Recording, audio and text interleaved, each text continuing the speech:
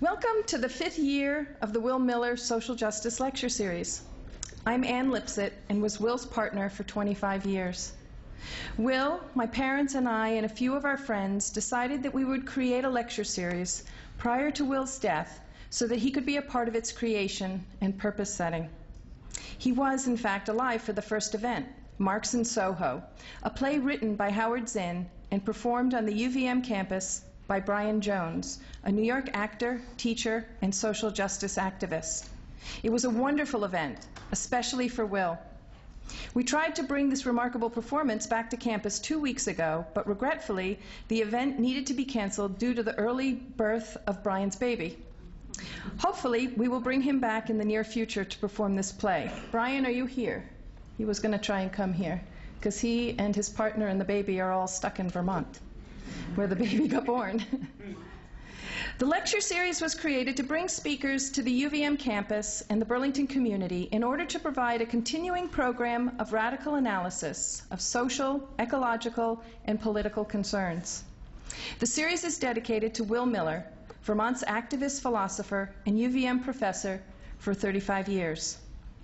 Will set a courageous example in speaking truth to power.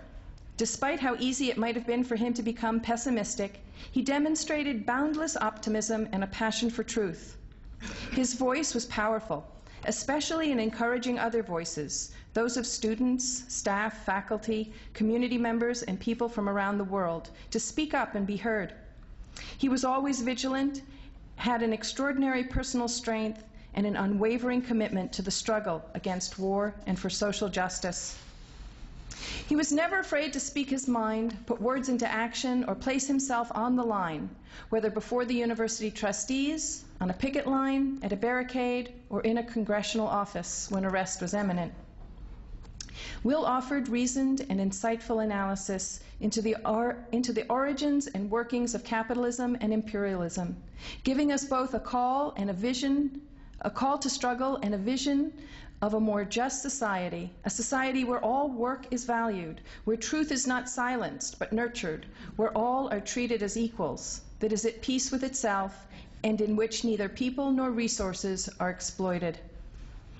I want to thank our co-sponsors for helping to make this event happen, especially the UVM English Department and the James and Mary Brigham Buckham Fund, the Global Justice Ecology Project, the Vermont Workers Center, the Will Miller Green Mountain Veterans for Peace, and the local chapter of the International Socialist Organization. The other board members of the lecture series are Helen Scott, Colin Robinson, in the blue shirt over there, Ann Peterman, somewhere. She is here somewhere. Fred Magdoff, and Mike Cassidy. Hey, Fred. The work of pulling together and paying for the lecture series could not be done without generous donors from near and far. I want to thank all of you who have made donations in the past, and I encourage you to make a donation tonight in one of the containers that are being passed around at the event, or by purchasing a lecture series t-shirt. We will also send around clipboards for you to sign so we can put you on our mailing list. I want to invite you to join our Facebook page as well to help us be able to communicate with you regarding upcoming events. We're particularly interested in receiving suggestions for future topics or people to present at this lecture series. Our webpage isn't working well right now, but it will be up and running again shortly. It's easy to remember, willmiller.org. Prior to Kim and Roger's talk, you will hear from Patrick Standen, a philosophy professor at St. Mike's and at UVM, and a former student of Will's. He will talk about Will the teacher and his influence on countless students in the field of philosophy. After Patrick speaks, Helen Scott will introduce our two speakers. I started a new tradition of reading a Howard Zinn essay at our last event and want to continue to read it at each of our events. Howard, who passed away recently, was an American history professor at Boston University and a powerful writer, orator, and social activist. Losing him is another great loss to our community. This poem or essay is a reminder to us that while going to lectures is important to do, to keep us current and informed, it is also important to make social justice a priority in our lives. On Getting Along in Difficult Times by Howard Zinn. You ask how I manage to stay involved and remain seemingly happy and adjusted to this awful world where the efforts of caring people pale in comparison to those who have power? It's easy. First, don't let those who have power intimidate you. No matter how much power they have, they cannot prevent you from living your life, speaking your mind, thinking independently, having relationships with people as you like. Read Emma Goldman's autobiography, Living My Life. Harassed, even imprisoned by authority, she insisted on living her life, speaking out however she felt. Second, find companions who have your values, your commitments, but who also have a sense of humor. That combination is a necessity. Third, notice how precise my advice is, that I can confidently number it, the way scientists number things. Understand that the major media will not tell you of all the acts of resistance taking place every day. The strikes, the protests, the individual acts of courage in the face of authority. Look, and you will certainly find it.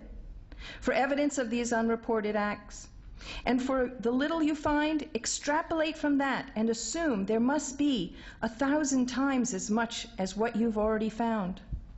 Fourth, note that throughout history, people have felt powerless before authority, but that at certain times, these powerless people, by organizing, acting, risking, persisting, have created enough power to change the world around them, even if only a little or briefly.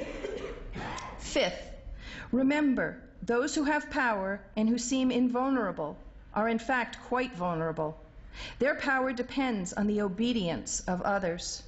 And when those others begin withholding that obedience, begin defying authority, that power at the top turns out to be very fragile. Generals become powerless when their soldiers refuse to fight.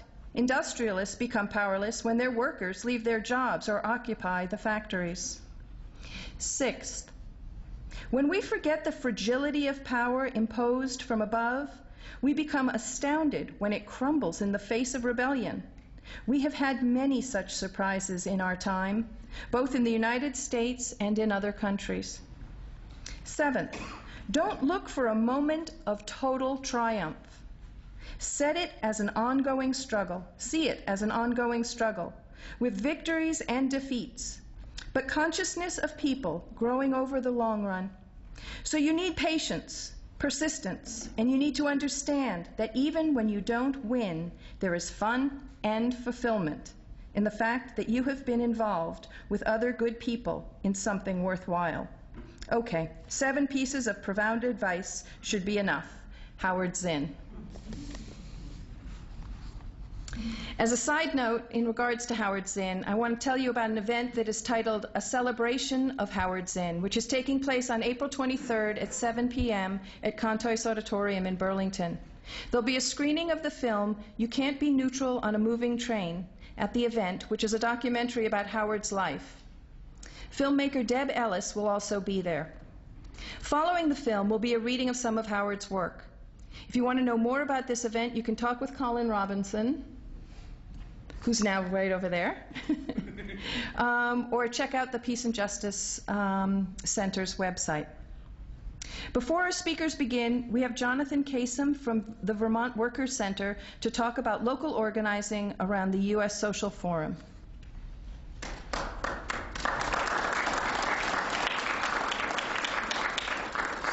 So thanks everyone. Thanks to the Will Miller Social Justice Lecture Series for having us. I will be very brief because there's a bunch of other speakers. The Vermont Workers Center, for folks who aren't familiar with it, is a local community organization based in Burlington, but with members throughout the state. We've been around for about 12 years. We really started as a workers' rights organization and fighting for livable wages and health care and fair treatment at work. We quickly came to realize that our local struggles in our workplaces and in our communities couldn't be solved just in our workplaces and in our communities, right? That we're connected with these international systems that Anne mentioned, imperialism and capitalism and patriarchy and white supremacy and so forth, that make it, while we can make small gains, that we can't get to where our vision of a just, economically just Vermont if we don't connect our local struggles with the international struggles and an international perspective. I really like that Howard Zinn piece where he talked about the resistance happens everywhere. And so our orientation is that we need to take that resistance that's happening everywhere in every neighborhood out around here, in every workplace, and connect it to an internationalist vision. The reason I'm here, everyone sort of knows that on some level, is not to tell you that, but the place that we think is the most important sort of space to gather with the like-minded individuals that Howard Zinn talked about in the coming period is an event that's going to be happening in Detroit in June called the U.S. Social Forum. The U.S. Social Forum is expected to gather 20,000 social justice activists, trade unionists, women's activists, indigenous peoples, and so forth, from grassroots organizations throughout the U.S. and internationally. We think that's really the place that it's going to be a really powerful coming together. This is the second U.S. Social Forum. The first one in Atlanta in 2007 was really transformative for everyone that we brought to that. So we are going to be organizing delegations of vans. We had hoped for buses turned out to be a little expensive beyond our means, but they'll be leaving from Burlington, and it's June 22nd through the 26th. We'll be leaving on the 21st,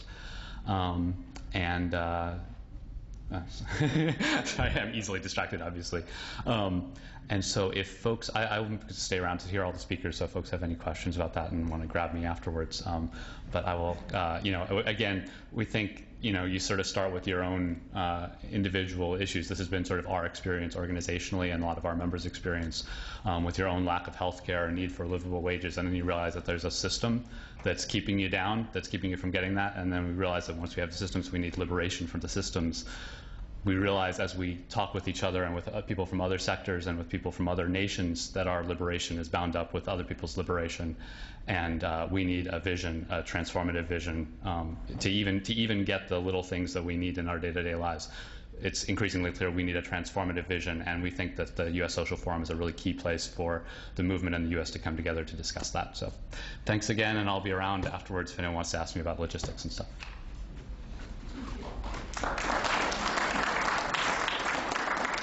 I didn't realize you all had a note on your seat that talked about this. I could have left that out. Patrick, you want to come up?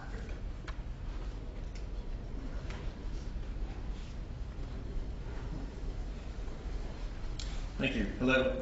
When Anne asked me to say a few words about Will, I was deeply honored. For a few of my professors at the university or even later in graduate school had a longer lasting and more deep impact on my education than Will Miller.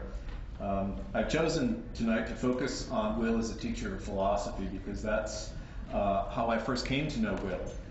Many of his colleagues, his friends, his family, comrades, students have taken the opportunity to remember Will and his unwavering commitment to social justice. And it would be foolish indeed to try to separate the two, Will as teacher and Will as activist, because he was inextricably bound up as one. He did both. And if ever anyone has ever succeeded in uniting theory and practice, it was Will. To that end, I first came to know Will Miller as a teacher in an upper-level philosophy class here at the university. It was a class in American philosophy, appropriately enough. His encyclopedic knowledge and thorough grasp of the many traditions of American philosophy were, to say the least, inspiring. But there was something else present, too, something about Will, something that set Will apart from all of his colleagues at the university. And that was his accessibility, his approachability, his geniality, his friendliness. One felt a great sense of comfort with Will. His warm and conversational style as a teacher and as a person always encouraged friendly dialogue, robust discussion, and even spirited debate, and sometimes even more than spirited debate. Whether he was describing the intricacies of C.S. Peirce or Jonathan Edwards or Hosea Royce or John Dewey, he did it in a masterful and yet entirely accessible manner, a manner that I would later take very seriously and try to adapt and adopt in my own teaching as a professor of philosophy. Yet there was always present this trenchant political critique too, as when the time he taught us how UVM had refused admittance to John Dewey after he had graduated as an undergraduate to do graduate study here at the university. Johns Hopkins gain, our loss, I guess. In teaching Peirce the subject of his 1969 doctoral thesis titled C.S. Person on the Philosophy of History at the University of Illinois, Will reached a level of enthusiasm and profundity still lacking in academia at times.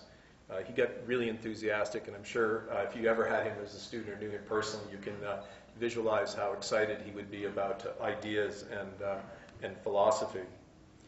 To be a young Vermont undergraduate and to see that, and to see the seriousness with which he took and grabbed ideas was really very inspiring.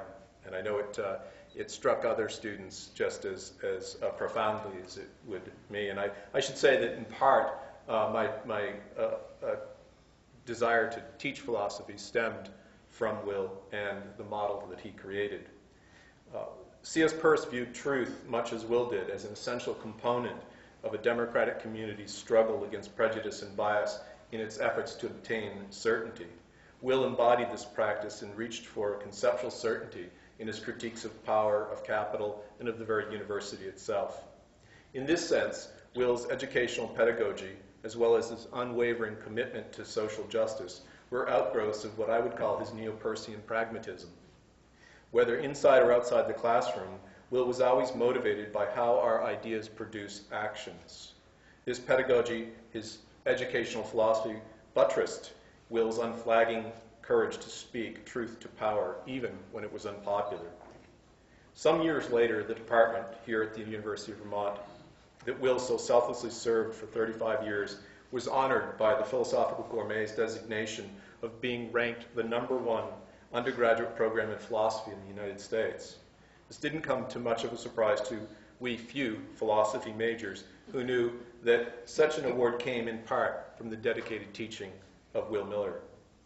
So let us pause to remember Will in this great social justice series lecture and the great ideas that they bring forward in words similar to those used to memorialize another great revolutionary philosopher whom Engels said of, he sought not only to interpret the world but to change it, and honor Will's legacy, which was based in part on the belief that teaching was one of the most effective ways to effect progressive and positive social change.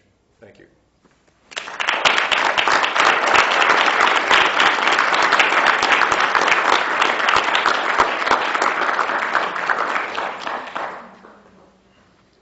Thank you, Patrick. That was wonderful. So the devastating earthquake that struck Haiti in January really put Haiti at the center of mainstream discourse in the US. But the coverage, I think, has all too often presented a natural disaster without historical or social context, representing Haiti as a failed state and a disaster area, while presenting the US and other world powers as saviors of the situation. At this time, much of the attention has dropped off, though we still periodically hear about high-profile events such as the International Donors Conference or, most lately, the visit by Michelle Obama. But what is sorely missing most of the time in this commentary is the voice of ordinary Haitians as subjects of their own destiny. And this evening we've invited two longtime Haiti activists and journalists who write for Haiti Liberté, the weekly newspaper published in Port-au-Prince and New York City. And they're going to set the record straight for us. Each is going to speak for about 20 minutes, and then there'll be time for questions and discussion and comments. In the spirit of the Will Miller Lecture Series, which pledges to support those who speak truth to power in the name of social justice, we appreciate the dedication of both of our speakers to bring a much-needed Haitian perspective and to build solidarity with Haitians in the US. So please help me welcome our two guests, Roger Leduc and Kim Ives.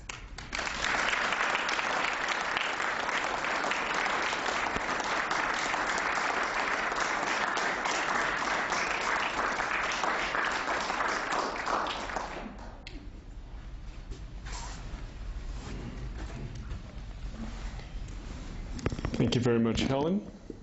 Good evening. I didn't prepare anything tonight, and I'm sort of glad because you sometimes want to get the feel of what the audience is. I've given a couple of talks lately on to university audiences. The most recent was in the university front was a couple of weeks ago in Scotland. There was a conference on Haiti's connection to Hegel's thought. And there's a thesis which has been put out that Hegel's notion of master and servant, I mean, there's some debate about the German translation here, but was it informed by the Haitian Revolution, which was happening more or less at the same time in 1804? There's quite a bit of debate still among the philosophers involved, but I think it's certain we can state that Haiti's influence on history is seminal. This was, as I think we all know, the first and last successful slave revolution in history. And yet, this is one of the most, we could say, neglected revolutions and misunderstood in the world. Even just across the way in revolutionary Cuba, in the Museum to the Revolutions, you have exhibits on the French Revolution and the Russian Revolution and the Cuban Revolution, but the Haitian Revolution is absent. A huge oversight. And this was so seminal. And it's interesting as we talk tonight about the upcoming social forums, and we see these happening around the world. There's one going in Madrid in May, the one in Detroit. This is a new movement we see, or I could say new paradigm in resistance of many different movements coming together. Environmental movements merging with unions, merging with immigrant forces, all coming together in these large conclaves, if you will, and devising a resistance strategy, and sometimes extremely effective ones, as we saw in Seattle. But really, again, the precursor to all this, in many ways, was Haiti. I mean, if you look at the Haitian Revolution, it was very different from the only other revolution that preceded it in this hemisphere in the US, where you had basically slave owners get together and devise a top-down response to the British Empire. This was really a bottom-up revolution. It was one coming up from the slaves, and it resulted in the first truly free country, one where everybody was equal. So I think we have to really look to Haiti as some kind of historical icebreaker. It has really been, in many ways, the precursor to a lot of the movements that we see. And if we look not only at 1804, but we can look at the resistance that Haiti gave to the marine interventions that were happening throughout the world at the time. Haiti came with the first guerrilla resistance, the Cacos. They were the first, and that's where the U.S., in fact, devised a lot of its counterinsurgency tactics that were later used in Vietnam. The strategic Hamlet, that was devised in Haiti. Aerial bombings, devised in Haiti. And if we look at, I could say, the beginnings of the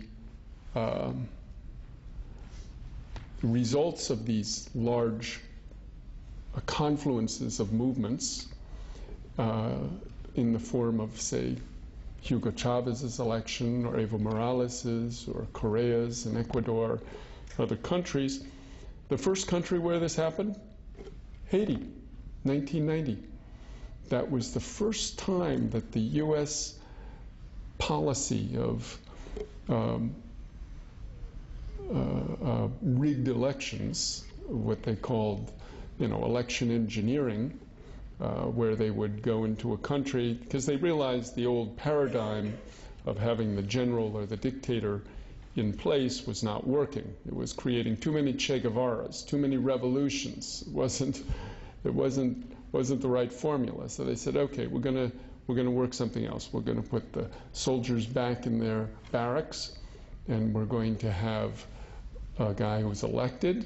If he gets in trouble, we're going to come in, not with soldiers from the barracks, but with the UN. We'll have our own international peacekeepers come in and take over. And so Haiti was the first country to foil this when they came with their selected candidate, because they figured it was going to work just like elections here. Whoever spends the most wins. Well, it didn't work like that in Haiti.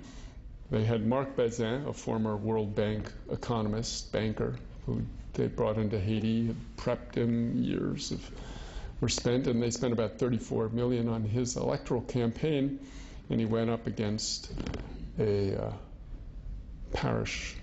poor neighborhood priest, Father Jean-Bertrand Aristide, who had a campaign war chest of $500,000. So he was being outspent by, about 68 to 1. And I remember those huge rallies of people coming down the hills, just rivers of people coming down into a huge ocean at the bottom of people. And they'd be singing, C'est pas l'argent, non, c'est volontaire, oui, which means it's not for money we're out here, it's voluntarily. And so he handily won the election. They called off the vote counting when he won 67%. They didn't want it to be too embarrassed with a 90 or 99% win. So he came to power, but then again, Haiti, the icebreaker, had the first international peacekeeping deployment in this hemisphere, and remains holding that honor of the only militarily occupied country in this hemisphere. Well, what happened on January 12th of this year was really a revolution. It was funny when I was talking at the University of London a couple of weeks ago, and somebody said it was God's revolution. In a way, it's true. I mean, this was the effect. If the purpose of a revolution is to overthrow the state, that's what happened. The state of Haiti was destroyed. Not just the state, but even its symbols. The palace was down, all the ministries went down, all the symbols of power, and even the churches went down. And the symbolism of this, it was not lost on people. They saw this as a clear message. It was interesting. In fact, the progressive bourgeois activist Antoine Ismarie, who was actually a second generation Palestinian descent, who was the guy who put up the $500,000 for Aristide's campaign, his store, if you drive along the main drag, Avenue Jean-Jacques Dessalines, I don't know if I mentioned this to you, Roger, as you go down there, all the stores falling down, all the buildings, down, down, down. Ismarie's store, fine. Nothing happened to it. Even to a die-hard atheist, this gives pause. In any case, in a way, what we had was a revolution. And so it's not surprising that we see the response that the empire has given. When I was flying down with the Democracy Now! Crew, but 4 days after the quake, we had to go through, this was the beginning, because the takeover of Haiti was almost immediate. the U.S. came in immediately and took over the airport, the country. This is what militaries do. You're going to take over a country, you get the airport. That's what they did. They came in, they took over the airport, and it was very hard to get in. We, of course, if you're part of the embedded media, the CNN, ABC, CBS, okay, you got to pass in. You're working for the Pentagon practically. But here, we had to really jump through a bunch of hoops and come with all kinds of lies. This isn't going to be published too widely, I hope, to get in, to say we were bringing medical supplies, blah, blah, blah, just so we could get the private plane we'd found to come in and land. And what was the first thing we saw as we started to fly over Haiti? Coast Guard planes with their bright orange wings flying along the coast with a bunch of boats, just like a little cordon around the country.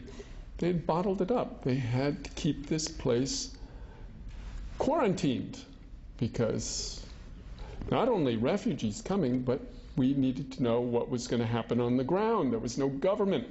We had to come in and fill the void.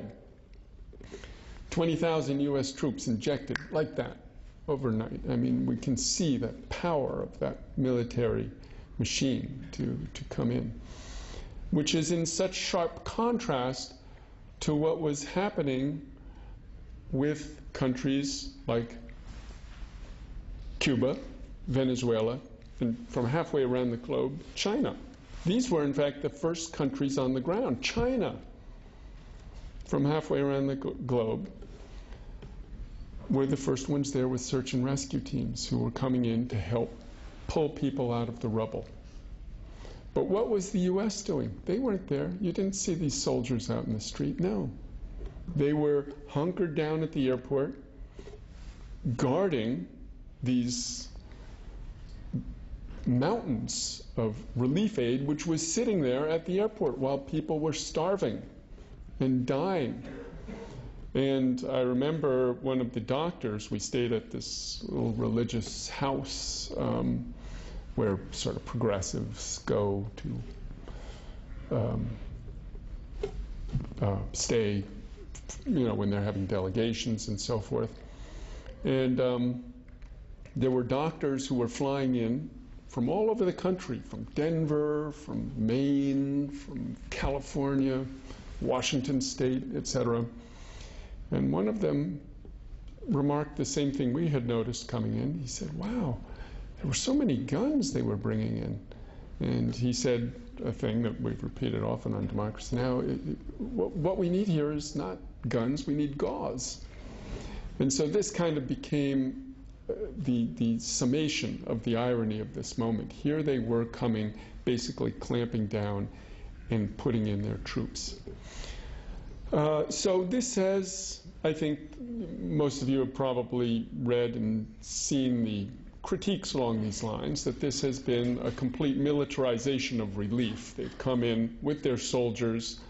They left the people to dig through the rubble, dig out their families from underneath the rubble with their fingernails, with flashlights, with little hammers. I mean, it was amazing to see how the Haitian people mobilized themselves to bring about their own salvation in this crisis. And meanwhile, you know, the U.S. and UN were driving around on their big tanks, pointing their guns at them as if, you know, they were a threat. And this is, of course, really the image they project of Haiti. You know, this place, oh, they're going to riot, it's going to be mayhem, oh my God, security, we've got to put it in place. And of course, they kept repeating that as we drove on the road out to Petit Gouave and Léogane. They were saying, oh, well, we can't go in there yet because we haven't set up security. We haven't set up security. Well, I have given this story on many occasions of, we watched this at the house, Matthew 25, where we were staying, where a truckload of food arrived unannounced in the middle of the night. There was a guy having his leg amputated on the kitchen table when it arrived, and yet they called the local popular organization. The people, the guys, there was about 25 of them, they put on their blue t-shirts, they went out, they set up a perimeter, and they lined up about 700 people who were camped out in the soccer field behind the house, and they distributed the food. No problem. They did it, you know, and without any blue helmets there pointing guns or Marines yelling orders in English. I mean, that was the absurdity of it. To arrive at the general hospital and to have the Marines, it actually was the 82nd Airborne, arrived about 10 minutes before us. They said, "Can we come in?" "Oh, no, we're locked down here." I said, "What do you mean you're locked down? It's a hospital." He goes, "On their orders. You know, I'm sorry." I said, "Well, that's ridiculous. We got to come in. There's about 600 people right behind me. They need to get in." And they were all standing back there. They need to get in for services, of course, and a lot of them were bringing food to people because the hospital's kitchen was out of order. So, I mean, it was collapsed. And I'm sorry, got my orders. So we went in a side door. We went to see the guy who was running it, a guy, Evans Lyons. I mean, yeah, you know, these guys. And we said, "You know, your hospital's locked down." He goes, "Oh, really?" And I said, "Yeah." And we said, yeah, you come in. So we got it down, and they opened it up, you know, finally. But the soldiers had to stand there in the driveway with their arms at the ready, with people sort of filing through them. You know, so it's this absurd notion of security. And the juxtaposition would really be what was called the Hospital de la Paix, La Paz, which was the Cuban-run hospital, just down the road on Delma 33. I mean, you walk in here, it was a model of order. Serene in the midst of this chaos. The guys going around, you know, no showboating, no, you know, yelling. No, they're focused. They're going about their business. There were already 800 Cuban doctors in Haiti. They've been deployed there for the past 16 years. That was Aristide's parting shot when he was pushed out by the U.S. He said, "Okay, we're going to open relations with Cuba," which had been cut off since Fidel had come in. And the Cubans brought over another 1,500 doctors with what they call the Henry Reeve Brigade. Henry Reeve was an American doctor with the Jose Marti. He fought and died. They brought these 1,500 doctors. They came from all over Latin America, Panamanians, Hondurans, Bolivians, Argentinians, and a lot of Africans from Mali, Western Sahara, Senegal. They had people from Lebanon, Turkey. So a real internationalist corps. I mean, this was like the Lincoln Brigade from the Spanish Civil War. I mean, it was really, but here were these fighters for medical health. And they went and they were living in tents. A number of Americans were there too. We interviewed them. They were brought down by the Pastors for Peace, Lucius Walker. Many of you are probably familiar with his work. He has been doing these delegations, and a lot of young people from disadvantaged communities in the U.S. go to ILAM, the Cuban school, and work in Haiti, and work in their neighborhoods, but they came down to work in Haiti, 8 of them. So you have this juxtaposition, really, and I think that's what we have to see in this icebreaker nation, Haiti. We're seeing right now, as this revolution unfolds, God's revolution created by this earthquake, a confrontation for the first time between the North's machine, spearheaded by the United Nations, the World Bank, the International Monetary Fund, and the South, which has now developed these new fronts. The most vanguard of them is the ALBA front. That's 8 nations, Venezuela, Bolivia, Nicaragua, Cuba, Grenadines, a few others. And just to show you to juxtapose the response of these two countries, on January 25th, 13 days after the earthquake, they both had conferences, one in Montreal, the other in Caracas. At the Montreal conference, they essentially had a meeting to plan another meeting. They didn't do anything. Some people had said, shall we put the question of debt on the, oh, no, we can't talk about that. We have to wait on that. But the same day in Caracas, the ALBA met. And they came up with $100 million of aid, doctors, fuel, and Venezuela immediately canceled its debt. It said to Haiti, Haiti, you no longer have any debt to Venezuela. On the contrary, Chavez said, Venezuela has a debt to Haiti. And what did he mean by that? He meant that it was Haiti, it was Pétion and Dessalines who had provided the boats, the printing presses, the guns, the support to Bolivar and Miranda in their struggle to free the continent. So Haiti was really the touchstone of those revolutions. It was the touchstone of the free hemisphere, of the war against colonialism. And now Chavez said, it's time for us to pay back the Haitian people.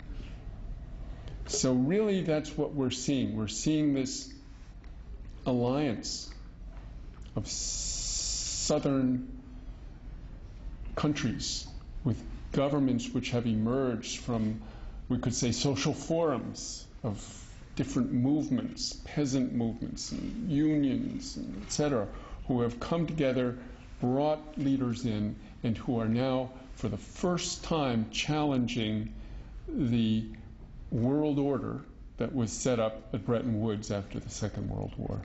And are saying, okay, you don't have to just rely on the imperialists. We're here. You're brothers. We're going to work with you, brothers and sisters. There's another front called the UNASUR.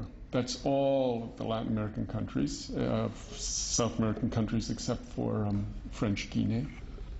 They came with 300 million.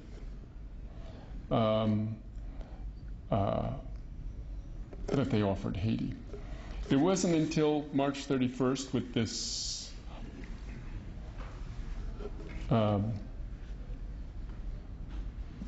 much ballyhooed conference at the UN that they came with anything. That when I say they, I mean the imperialist alliance. Venezuela's debt, by the way, that it canceled on the 26th, 13 days after, was $300 million almost. $295 million. That's almost a third of what Haiti owed.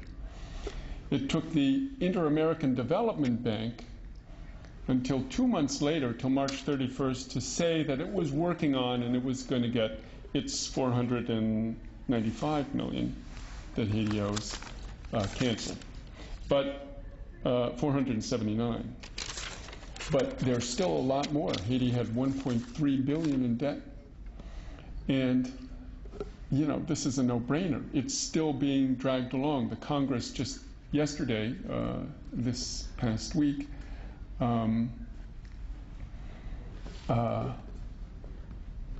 said that we're going to push in the IMF to have the U.S. lead the way the quote was, "The U.S. will lead the way in debt forgiveness to Haiti." Well, it's a little too late for that. Venezuela has already played that role.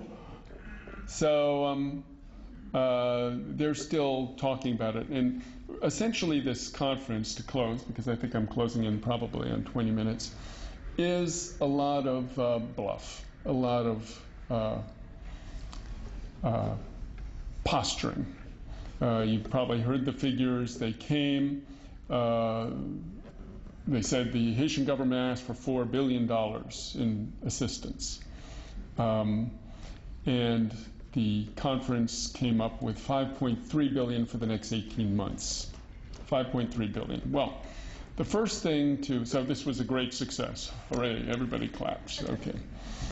The first thing to note here, and there's an interesting article this week for those of you who read French in Haiti Liberté, the paper that we write for. It's about the figures of the aid, and it points out that while they're talking about $5.3 billion for Haiti, they don't mention that this occupation of Haiti has cost over the past 6 years $3.6 billion. $3.6 billion. There's a couple of other interesting statistics, such as the average cost of a soldier in the U.S. Anybody know what it is? $36,000. Can you imagine that? $36,000 to risk your life for a bunch of bankers. And then the cost, the salary of your average Haitian worker, if you're lucky to have a job, is about $60 a month. So that means it would take a Haitian 50 years to earn what a U.S. soldier earns in 1 year. So yeah, there's some interesting juxtapositions about that. So can you imagine if we took all that money, which is being sent for the deployment just of the soldiers to Haiti, that costs $468 million. Can you imagine if we just took that $468 million, $500 million, and just gave it to the Haitian people? See what they could come up with. But instead, what's happening is it's going to these NGOs and being funneled in through them. To close, essentially, you've had this military occupation reinforced, set in place because the state has gone down.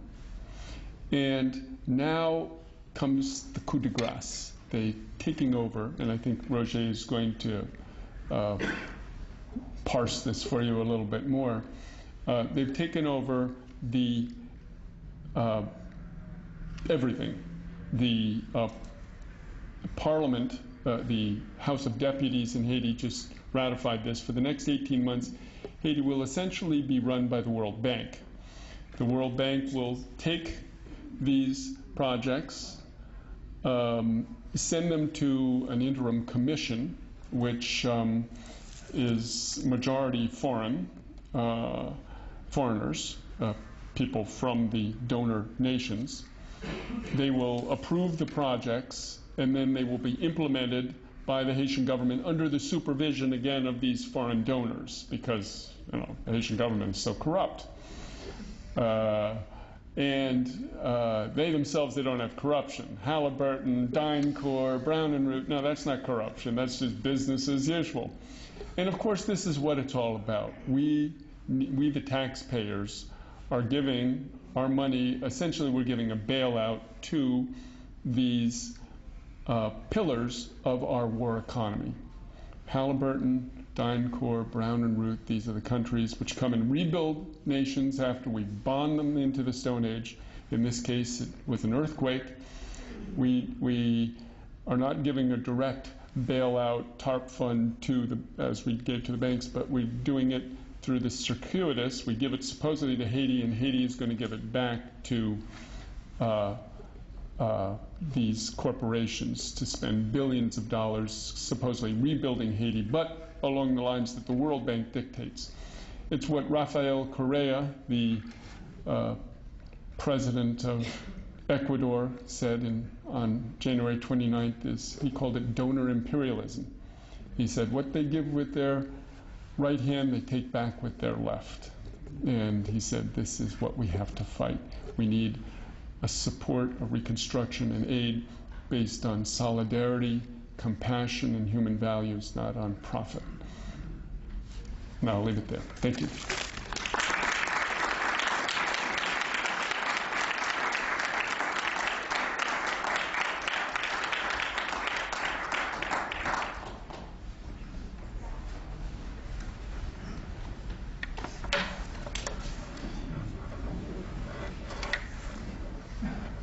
Good evening. I have to say thanks for the good folk who decided to invite me here to talk and give it the Haitian spin. Our honorary Haitian here already did much of that, so I'll try not to repeat him too much. It's very difficult to stay focused within this Asian thing because there is so much to be said, and all of it seems essential. That's indispensable. You have to talk about this one and that one because you feel like you're not giving people the whole picture. I always try to start my presentation by saying how I don't want to be immodest to state that I'm talking for the Asian people, but I cannot escape from this role in a sense. The outpouring of support and solidarity that the Haitians have received, in a sense, I know it's paradoxical to say that it's been a blessing. It's been this big earthquake, this big fault, destroyed Haiti, and in parallel there is this big fault of love and sympathy for Haiti that for the first time in my life, this sense of universal solidarity, of mankind being one, brotherhood and sisterhood, I've felt that. And many Haitians have felt that. So I'm here tonight to say thank you, because I know some of you, your parents and your folk have sent money, and I've called some Haitians to say that you cared. How is the family? That'll help a lot, believe me. So we are at a point now past the Kim has done a good job of showing how things had happened at first, how security was uppermost in the minds and in the plans of the empire, headed by the United States. But a lot of them are united in the empire, even though at first France did voice some concern just because of rivalry. Are the United States here to help, or are they here to occupy, when they saw that it was going to be about 20,000 soldiers that were sent to Haiti? But now you don't hear any complaint about them because they've decided to share the pie together and give the sense that they are united in saving Haiti. So what you have right now, after the first phase where security was achieved, the military phase, because of course there is a chance that Preval, after the fiasco, after the disaster that he presented to the world, glaring absence of his government, no reaction, no talking to the people, no expression of sympathy for his people, no sense of direction, no sense that he even cared. Of course, the Haitian people will be more than justified to go and uproot him and send him where he's supposed to be. So that's part of the reason why the 20,000 Marines were sent to Haiti. And of course, the bourgeoisie of Haiti, they used to refer to them as morally corrupt. They even have an acronym for that, the MCE, morally corrupt elite. They weren't feeling too safe either when people's houses were being destroyed and they had nowhere to go for food, water, and medication. That explains also the 20,000. But now we're at a different phase. It's not security in terms of military interest. It's security in terms of economic interest. And the government of Haiti presented March 31st at the United Nations Conference in New York what they call the Action Plan for National Recovery and Development of Haiti. And I want to give you a flavor of what this is, because this is where your money, the money that you sent to Haiti, that's what the money is being spent on. That's the program they've developed with your money in your name. So it's kind of very complicated, but I'll try to do my best to tell you what exactly they want to do, because the stakes are very high now. The stakes with Haiti are very high. Is Haiti going to be destroyed by the next natural disaster? Is the population going to rise and organize itself into a revolution and just swipe away the old corrupt system? Is neoliberalism going to win while it's been defeated in Latin America, at least temporarily? So a lot is at stake here. You have the foreign powers, you have the Haitian bourgeoisie, you have the masses, and you have the physical potential disaster that could happen in a few months, because the hurricane season is here. So this is real. There is no joke. Everything they've done, you can judge through whatever I've just spoke, to the prism of those elements that I've just spoke. This is very serious, and they understand it. That's why 20,000 Marines. That's why you have an action plan. That's why you had about 12 conferences in March alone on Haiti. You had conferences in Brussels, France, Martinique, Guadeloupe. You had conferences in Montreal, in New York, in Haiti itself. They did a splendid job of showing the world that they were inclusive. They were getting everybody heard. Of course, it's just a show. But if you read the MSM, the mainstream media, they've been successful of presenting that they have included everybody. Of course, they haven't included the main actors, the Asian masses. So this is what the Action Plan for National Recovery claims to be its vision. I'm going to just read you some fiction. Please pay attention. Haiti is supposed to become an emerging country by 2030. When they talk about emerging country, of course they're talking about country like Brazil, Venezuela, Mexico, countries who are coming out of underdevelopment and trying to, be a developed, industrialized country. They propose to do this in 20 years with 11, maybe $15 billion. The Asian diaspora sends about $2 billion at home every year. So for people who think that $15 billion is such a big sum of money, much could be made with the $2 billion that the Asian community sends home.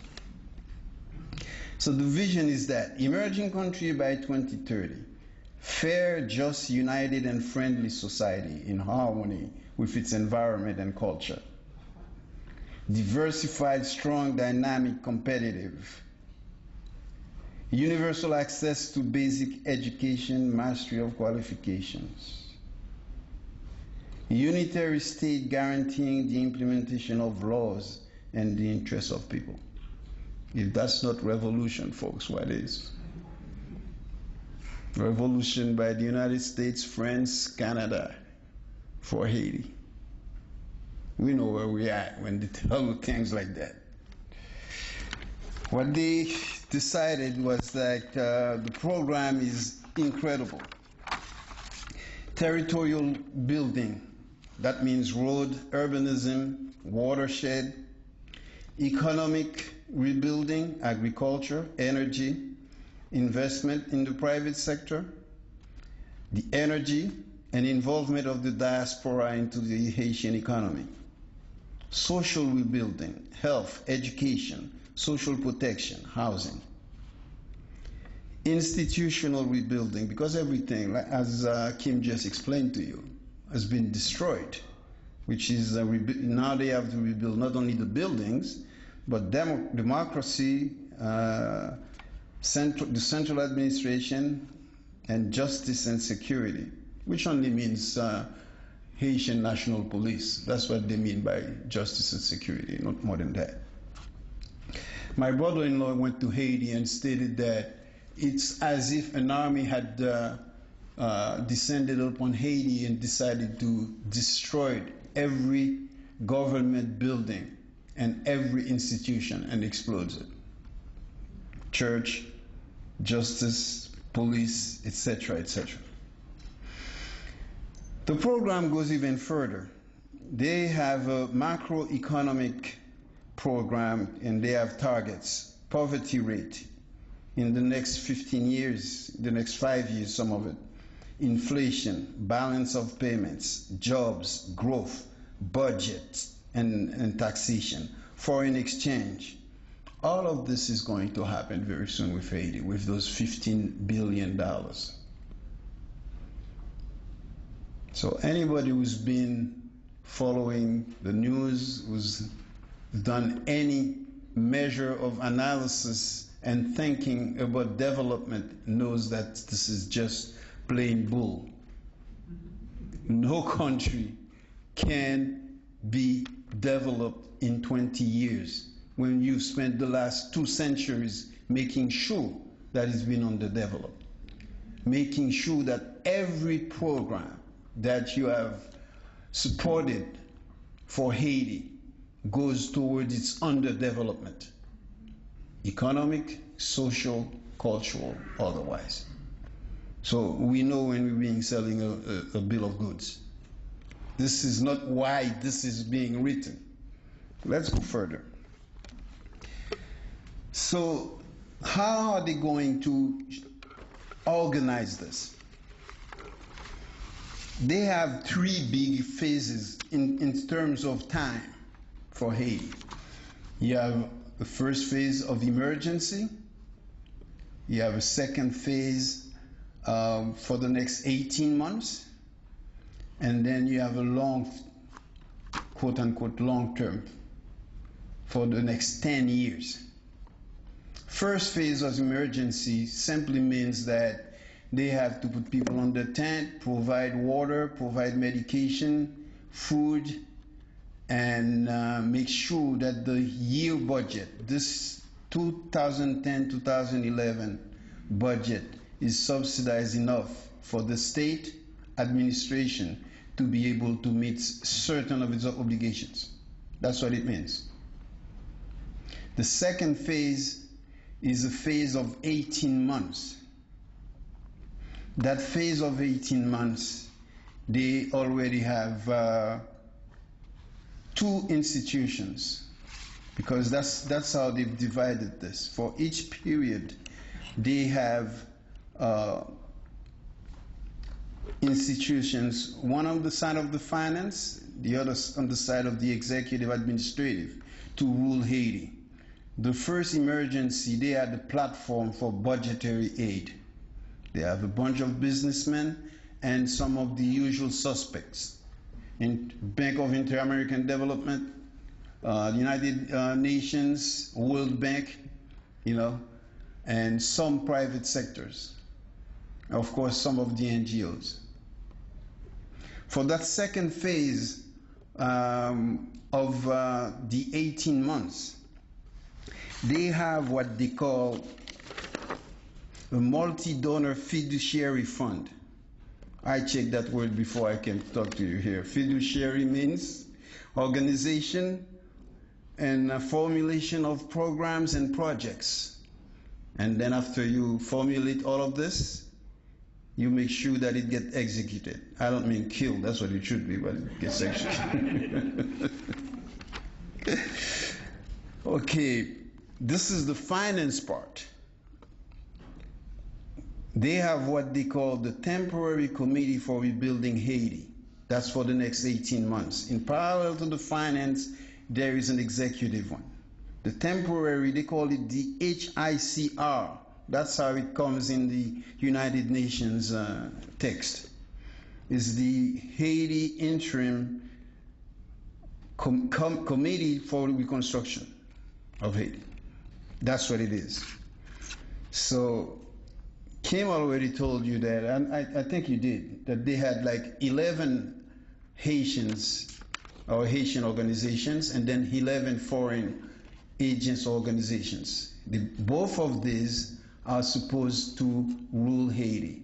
There will be two commissioners. One of them is Mr. Clinton. The other is the Prime Minister of Haiti. I don't have to tell you of those two people who will be the real governor of Haiti. Because Mr. Clinton is the next president. He's not going to make a trip to Haiti just to listen to Mr. Bellerive tell him what to do. And his wife is the Secretary of State. So what they decide to do is like they already set up the law. They already put it down in law. They amended the September 9th, 2008 law on state of emergency. They decided to extend it for the 18 months, which means that Mr. Preval's, the president of Haiti, whose term was supposed to be over in 2011, will remain in power. The same political class will remain in power, and they will be assisted, quote unquote, by Mr. Clinton and the others, and they will be told what to do. By the way, that HICR for the next 18 months is composed of the United Nations, again, the usual suspects, World Bank, IADB, the NGOs, OAS, France, all of this. They had this program already set for Haiti before the natural disaster. In a sense, the disaster is a godsend for the foreign powers, for Canada, France, and the United States, especially. What they wanted to do in 30 years, they can now do in 10. And they can do it because they can say that they are justified because the Haitian government has shown itself to be totally absent and incompetent and incapable of responding to a crisis. After the 18 months, the HICR will lend its role to the Haiti Development Agency. The Haiti Development Agency is supposed to be totally Haitian. But guess what? Remember, we had two sides. We had the finance and the executive, just like you had for the 18 months. For the next 10 years, you have, the United Nations likes to use this, we have an instrument called the Multi-Donor Trust Fund. That Multi-Donor Trust Fund, if I ask any one of you now, you can guess who is going to be in there? the Inter-American Development Bank, the United Nations, and the World Bank. They're going to rule Haiti financially, which means they're going to rule Haiti. They're going to determine what's the program, what are the projects, how to coordinate them, and how to execute them. And they're going to do this in coordination with the private sector in Haiti, and they're going to do it with the NGOs, and they're going to do it with all the other partners that have not been named in the program. Believe me, there are other partners that have not been named in the program. So it's obvious that a lot of people have not been named in this program. A lot of essential people from Haiti have not been named. But before I go into that, let me share with you my impression when I read this. It's pretty clear. Anybody who goes into the United Nations site and check for action plan for recovery and try and read it, it's very hurried. It was put together very quickly because there are a lot of documents that they put in there. It's repetitive. What's supposed to happen in the emergency phase happens again in the 18 months, happens again in the 10-year phase. It's very vaguely written, which means when some document like this is written very vaguely, I mean, you have freedom to interpret it anywhere, any way you want, especially when you have power to interpret it. And it wasn't written by Haitians. The first page of the document says, this is a Haitian proposal. That's what it was supposed to be. Why are you protesting? Nobody asked you. It was pretty clear that it's not being written by Haitians. And Haiti is referred throughout the document in the third person. It's not we doing this. Haiti is supposed to do that. Somebody who brought you this and said, this is what you're supposed to do. So what's missing from this?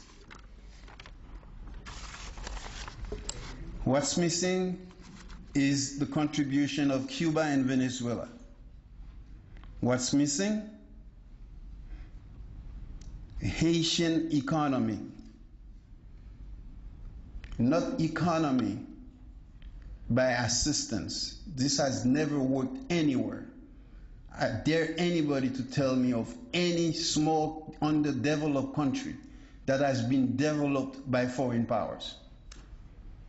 The Marshall Plan succeeded, quote unquote, because it dealt with countries who were already industrialized before the war, whether it's Japan or Germany. Japan actually had the best fighting airplane, the Zero, built by Mitsubishi before the war. This was not an underdeveloped country. People think that the United States and the Allies went and developed Japan.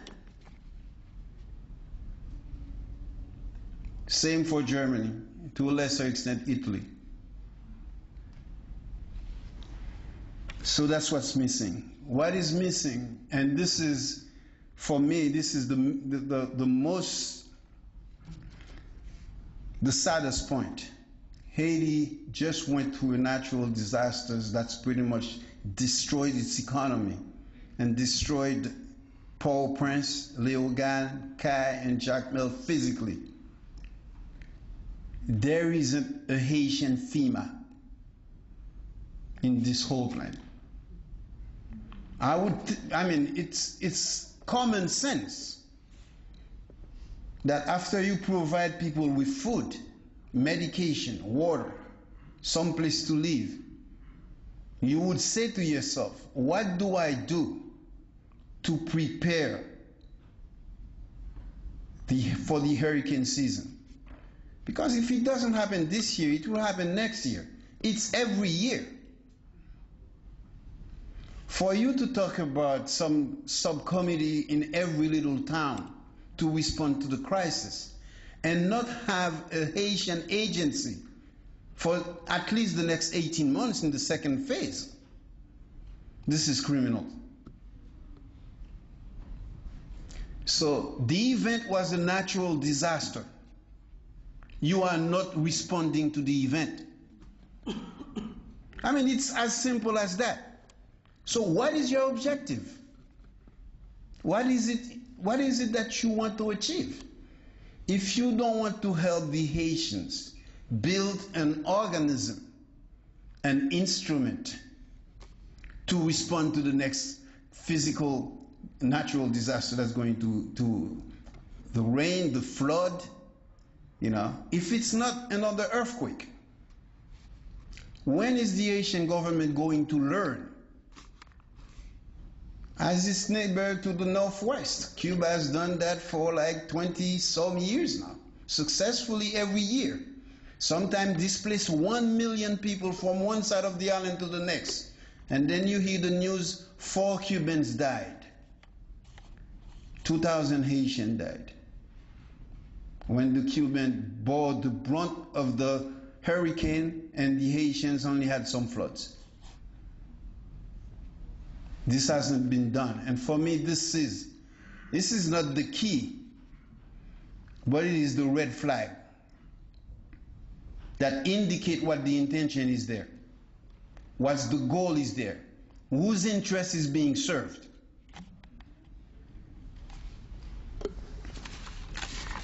I don't have much time. Let me hurry and say what I think we need to do. Because this explosion of Haiti's image over the mainstream media and other media also, more progressive. Something has to come out of this. As I said, it is a godsend for the foreign powers because they get to accelerate and deepen their intervention and the program that they already set out to achieve. It can also be a godsend. I know it's paradoxical, I know it's ironic, but it can also be a godsend for the progressive side. Because this big emotional turmoil, this rise in consciousness all over the world among progressive humanitarians, we can build on that.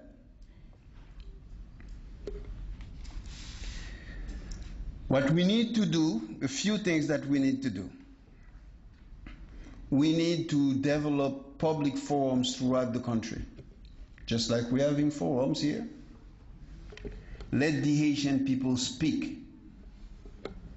Let them talk about what they need. They have demonstrated in the first few days a sense of solidarity, resiliency, and love for one another, and order. It took the Haitians like 5 or 7 days to start looting. And we're talking about misery. Believe me, there is abject misery there. That shows that these people can be organized and fend for themselves. So we need public forums to ask for jobs, to ask for security. And we need public forums to displace the political class, because there's been a failure there. Political class of Haiti is a failure. Not just the government, the legislative is a failure.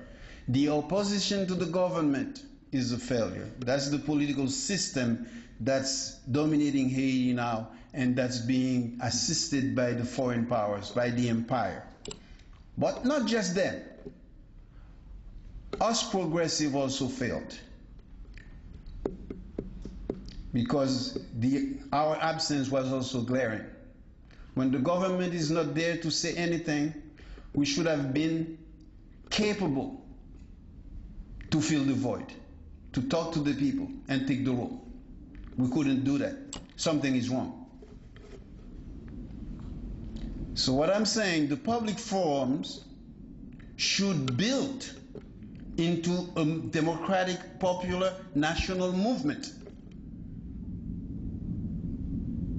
I know we have our little parties, and we have our organizations, and we have the just line. We are right, the others are not. This is what we're facing now. None of us little chapels can really solve this. We need a large movement let's look south to Bolivia. And we'll see a national democratic indigenous movement where people are claiming the lands and the country back. That's what we need to do. Within that movement, we can build 10 parties, can build 20 parties, but we have a movement. Because what we're facing is too big, too powerful,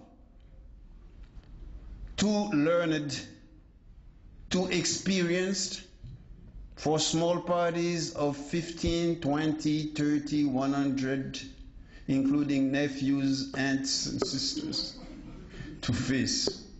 We cannot do it. We have to break this ideological, how could I say it, balkanization. These little groups, we have to pass that. You can stay within your groups, but join a larger movement. And this is how we can turn this around. This is, if we had that, it would have built a Haitian protection corps, a civil protection corps.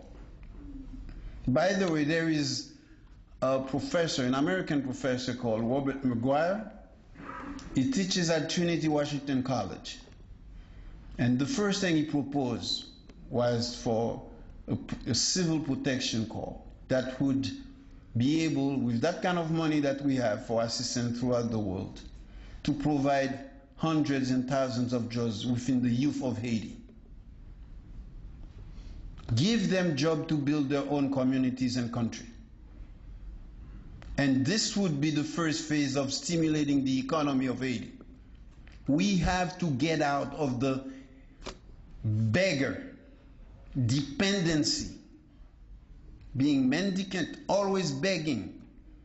Haitian institutions and governments are always begging. It's time we get out of this. And if we make our attempt to do it, we can join the other countries in the area that have done much to stop the tide of neoliberalism in Latin America. On the other side, the program they have for Haiti now is a rollback of the movement of Bolivia, Ecuador, Venezuela, Nicaragua, Cuba, who are trying to stem the tide. They're trying with Honduras, Haiti, and now they really start to work on Lugo in Paraguay to reclaim the terrain that they've lost in those countries. So Haiti is either going the way to Honduras, the way of Honduras, when they kick Zelaya out, or Haiti is going to turn the tide. But we need a national, democratic, popular movement for that. I'll stop right here. Thank you very much for your attention.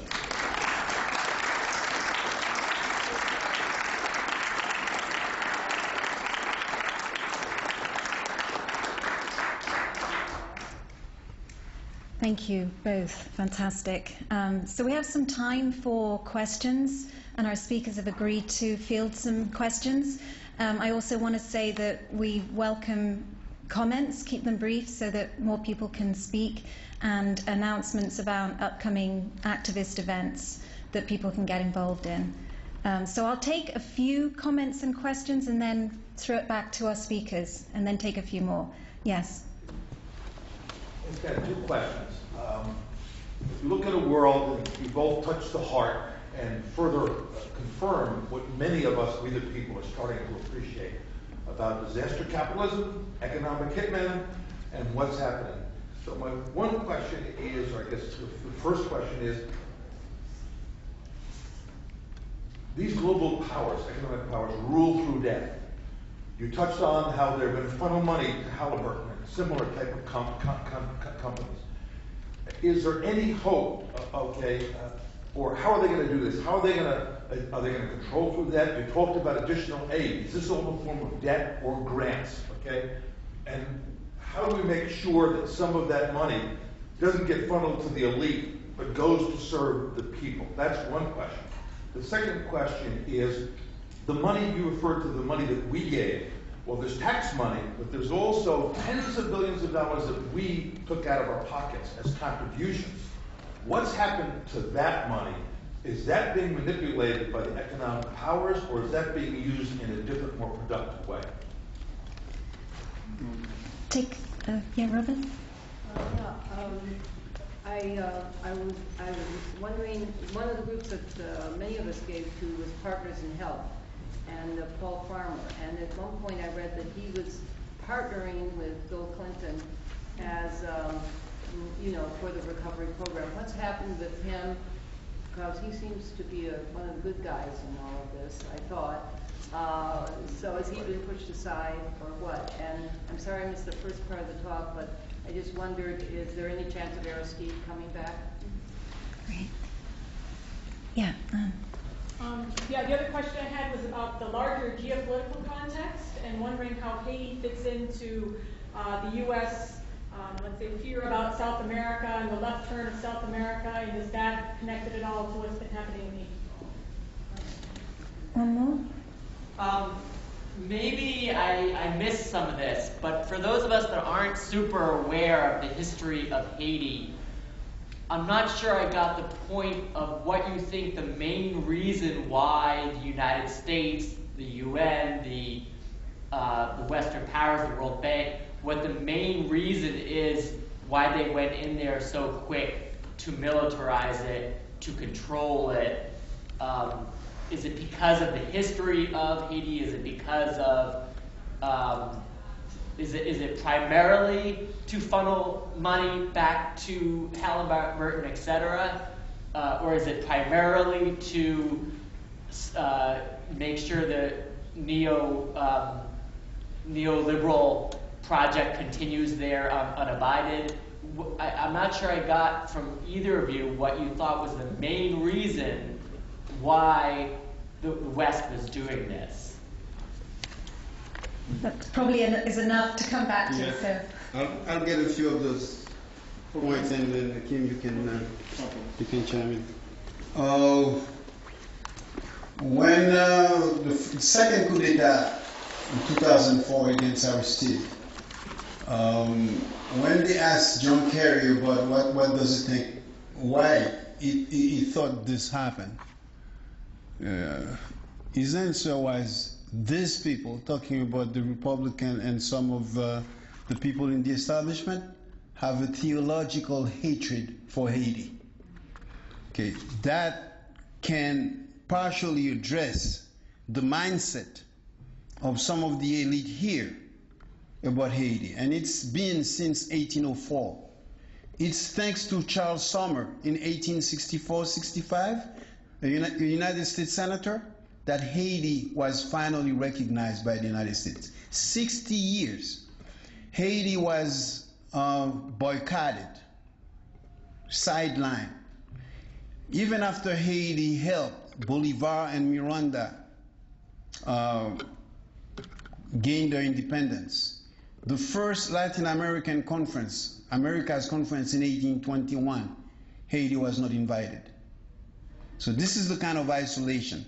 Haiti was a bad example because of the slavery revolt.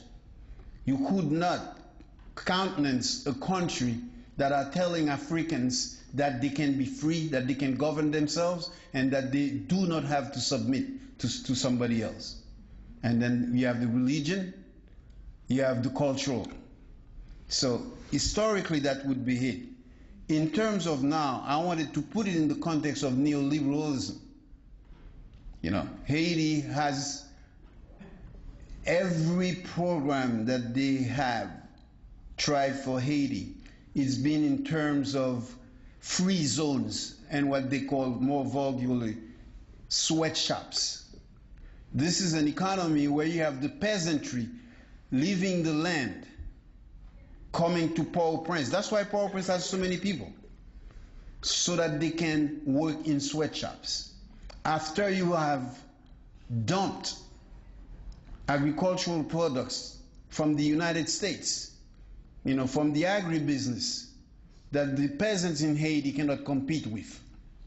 So Haiti has to set itself into this neoliberal program.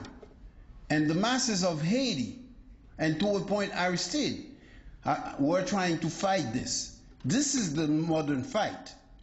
But the background of it, the backdrop of it, like they like to say, is this whole history of Haiti as, not only just friends, but against the United States policy of slavery. So global powers, if I want to extend the global powers to France, I would say that France is the first tormentor of Haiti, of course, because we got our independence from them, and they forced Haiti to pay for its independence, which Aristide calculated to be worth $21 billion now. And when Aristide wanted the money back, that was one of the reasons France decided that Aristide had to go. I'll let you say it.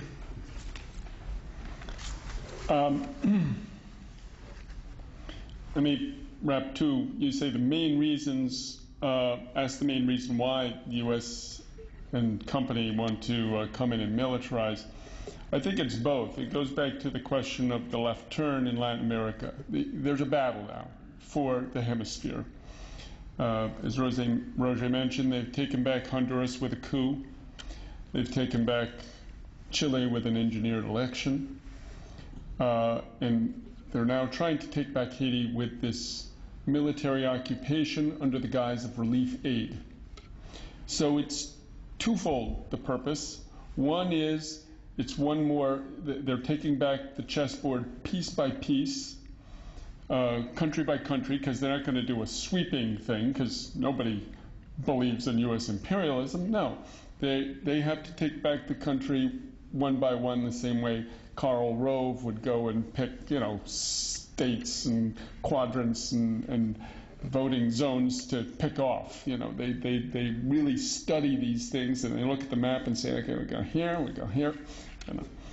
But the other one is the financial.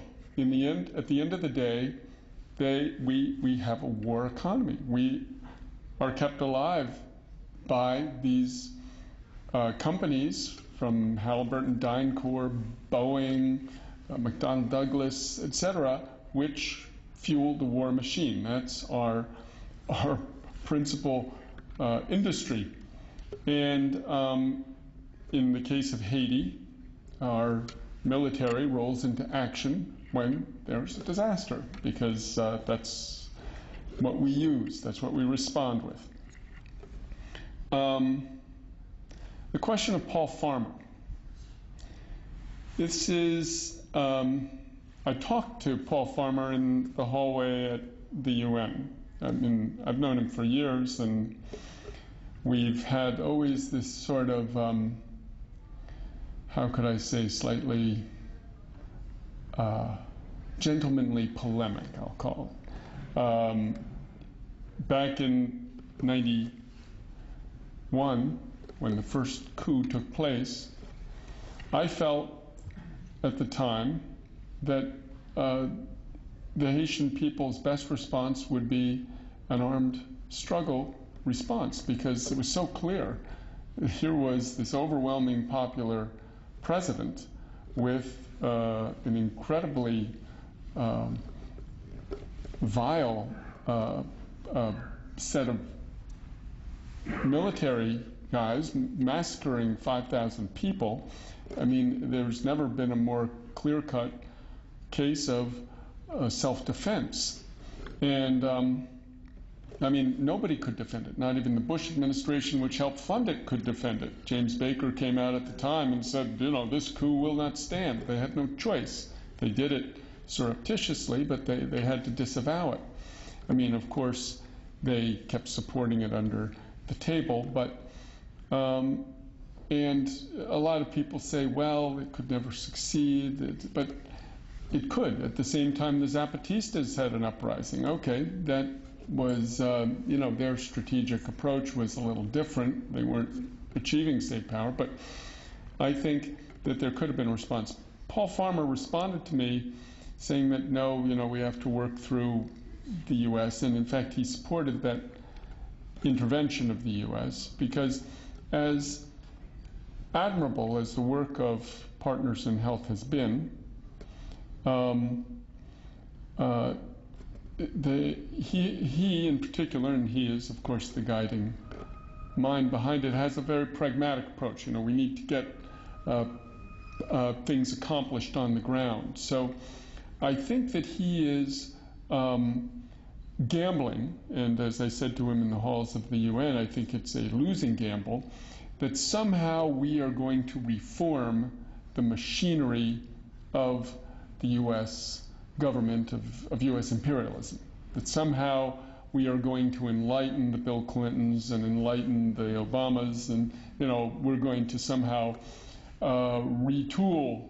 And I think it's a completely mistaken notion. This system has a logic. It functions in a way, and many of you have probably heard Bill Clinton's mea culpas, saying the agricultural policies that I championed during the 90s, which destroyed Haitian agriculture, were the wrong thing. It was a mistake. But to me, that's just so much bluff.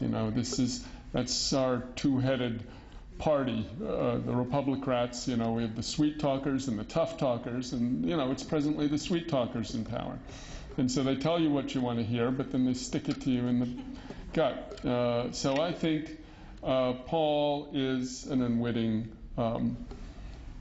unwittingly being used for this, and they're using his credibility. He kept repeating to me, he said, I'm keeping my day job, I'm ready to bail out. I said, well, now would be the time to bail out. Aristide coming back, I have to say, on the ground in Haiti, everybody criticizes Aristide. His most dedicated supporters will lambast him with critiques. But the fact is, he remains the symbol of popular will. He was the first time since Jean-Jacques Dessalines that the Haitian people got their candidate into power. And so for all his faults and warts, he remains the symbol of Haitian power. And in those refugee camps, in the displaced person camps on the Champ de Mars, all over you would see Aristide's picture pasted on it. And so he remains a kind of a symbol, something that people are looking to attain. Can he be brought back? Right now, it's pretty apparent that the Obama administration wants to keep him out of the hemisphere the same way as the Bush administration did. And I don't see him really trying very hard to get back here. I think this would have been a good occasion to do so, for him to really push somehow to get back, talk to Chavez, talk to whoever he needs to get back. I don't see him doing that, and so I'm not sure that that's really in the cards as much as the people keep that. And just I want to jump from the Aristide point and then go back to this gentleman's concern about the history of Haiti. Aristide's problem with the bourgeoisie, the Haitian elite in general, not just the bourgeoisie, even the petty bourgeois in Haiti, resent Aristide.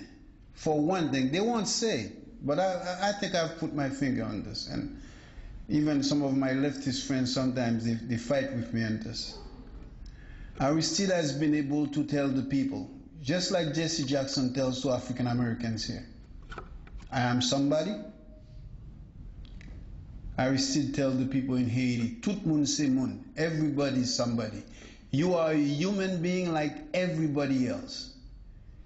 And when you're talking to a population in a semi-feudal country, where people have prejudices of color, where you live, whether you're from the provinces or the capital, whether you're from the rural areas or the urban areas, all kind of layers of prejudices. Some people are not considered people really. Before Aristide, a simple business transaction between somebody who is richer and somebody who is poor is a whole social struggle. You go to a shoe shine boy, you're not satisfied with the way he shined your shoes, you slap him in the head and threaten him and decide not to pay him. Period. This is what he changed. Aristide has many faults, not just errors, many faults. But this is one of his contributions. Most of the people in the masses in Haiti know that they have rights, and they are ready to defend them. They may not know how, they don't have the appropriate organization to do it, but they know they have rights, and they're willing to wait, and they criticize Aristide sometimes because he was lacking in his desire to fight the enemy, especially the last coup d'etat. He had plenty of forces in the streets to say no to the coup d'etat. He decided not to fight. This is where the criticism is coming from. I want to take this and make you understand that I don't mean to say, when I was talking to you about the foreign powers, France, the United States and others, I would be remiss not to mention that part of the Haitian problem is the social structure of Haiti. It's not just the foreign powers. Within Haiti, you have the elite with all those prejudices who exclude the mass from power. And if you take Haiti from the 1860s, 70s to this day, you'll see there is some kind of something going on between the Haitian elite and the foreign powers like France, Germany, United States, where one government is trying to fight the opposition by using the superpowers, by buying a boat, by buying weapons, by inviting them to support a candidate and this and that. This has been very dangerous until 1915 when there was chaos and the United States invaded for the first time. So yes, the foreign powers, because since Haiti became independent, those who had the fathers or mothers as French always felt that tied to Europe and felt superior to the black masses. So you have this thing, this contradiction within Haiti's society. And unfortunately, financial power sometimes is tinged by color. So when you go to Haiti, you may see that most of the people who have are lighter. It's not that all the people who have are lighter. But what will strike you is how many of the people who have are lighter. So you have all this contradiction in the society that makes it become feudal. And Haiti was relegated into being agricultural, or even when they were not doing their own agriculture, peasants from Haiti were encouraged to go to Cuba and Dominican Republic to cut canes. That's from the turn of the 20th century, 1905. 1915, that got even bigger with the United States invading Haiti. So this is what is happening. That's why Haiti has to kept under. Haiti was kept, some government tried to modernize. Haiti was kept into that agricultural mode for the foreign powers, and then now that you have big agribusiness, this agricultural mode doesn't fit anymore. They don't need Haiti to produce anything agriculturally. They need sweatshops. They need cheap labor.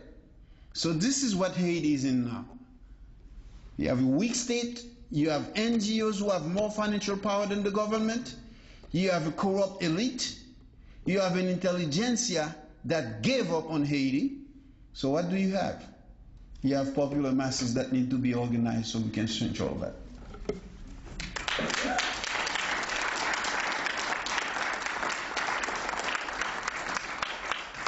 That is actually a really good ending point, if that's okay. We're actually at time, and our speakers have given us a lot to think about. I hope people will read Haiti Liberté and check out the radio show also, and maybe talk with our guests informally. But thank you everybody for coming, and thank you so much for our two guests. Goodbye.